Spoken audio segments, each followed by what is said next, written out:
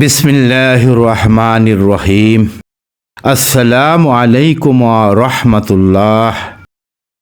সম্মানিত মুসলিম ভাই ও বোনেরা, নামাজ যেভাবে মানুষকে গুনাহমুক্ত করে তার একটি প্রকৃষ্ট উদাহরণ রাসূলুল্লাহ সাল্লাল্লাহু আলাইহি সাল্লামের হাদিস থেকে তুলে ধরছি।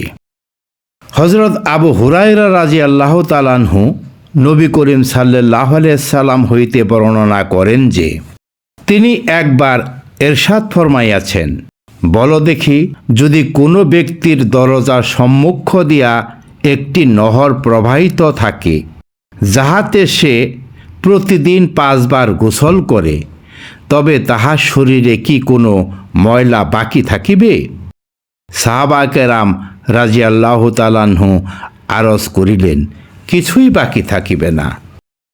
হুজুর সাল্লাল্লাহু আলাইহি সাল্লাম ফরমাইলেন, 5 ওয়াক্ত নামাজের অবস্থাও এইরূপ।